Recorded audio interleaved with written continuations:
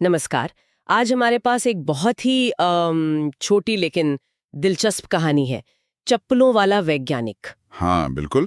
कहानी राघव की है, जो मुश्किल हालात में पला बड़ा और फिर एक वैज्ञानिक बना। कहानी का सार तो यही है, पर इसमें परतें कई हैं। सही कहा, ये सिर्फ एक सक्सेस स्टोरी नहीं है। ये असल में बताती है कि कैसे आप सिचुएशन को क्रिएटिविटी में बदल सकते हैं। बिल्कुल। तो चलिए इसी नजरिए से थोड़ा और गहराई में जाते हैं। कहानी शुरू होती है एक गांव से। राघव का परिवार है बेहद गरीब। हाँ, पिता दिहाड़ी मजदूर हैं, माँ खेतों में काम करती हैं और राघव वो स्कूल जाता है, लेकिन नंगे पांव 2 किलोमीटर। ये जानना जरूरी है क्योंकि यही उसकी दुनिया है। इसी पृष्ठभूमि में उसे आगे बढ़ना है। और फिर आती है चुनौती। स्कूल में एक विज्ञान प्रदर्शनी की घोषणा होती है। अच्छा। राघव तो उत्साहित होता है, पर दूसरे बच्चे वो उसकी गरीबी का मजाक उड़ाते हैं। हाँ, वो कहते हैं तेरे पास तो चक्कल भी नहीं है, तू क्या बनाएगा। बिल्कुल। और ये सिर्फ बच्चों का मजाक नहीं, आप देखें तो ये समाज की सोच को दिखाता है कि अगर बाहर से कमी है तो शायद अंदर काबिलियत भी कम होगी। पर राघव का किरदार यहीं उभरता है। उसने इन बातों पर ध्यान ही नहीं दिया। क्या ये बस अनदेखा करना था या कुछ और था उसके मन में? मुझे लगता है ये अनदेखा करने से ज्यादा था। वो क्या कहते हैं, उसकी अपनी अंदरूनी मोटिवेशन थी, आंतरिक प्रेरणा। अच्छा। बाहर कोई कुछ भी कहे, साधन हो या ना हो, उसका जो लक्ष्य था वो साफ था। उसने उस सारी नेगेटिविटी को जैसे एक तरह की एनर्जी में बदल दिया। और यहीं उसकी वो रिसोर्सफुलनेस, मतलब साधन संपन्नता दिखती है।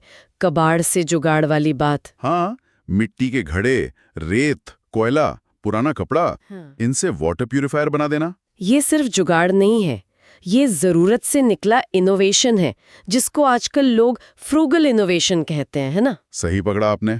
कम से कम चीजों में असरदार समाधान, ये सोच बहुत जरूरी है। उसने ये नहीं सोचा कि मेरे पास क्या नहीं है, उसने सोचा मेरे पास जो है उससे क्या बन सकता है। बिल्कुल।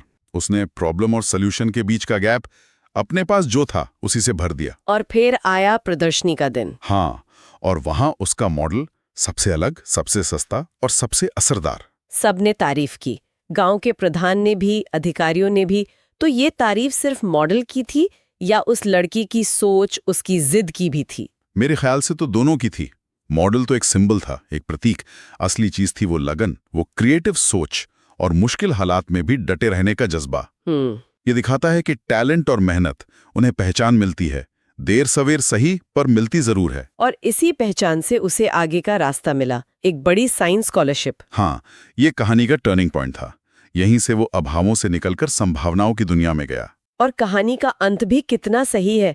वो नंगे पांव स्कूल जाने वाला लड़का एक जाना माना वैज्ञानिक बनता है। और खास बात यह है कि वो अपनी जड़ों को भुला नहीं। वो आज भी गांव के लिए सस्ती टिकाऊ तकनीकें बना रहे। सफलता का मतलब शायद यही है। सच में कमाल है।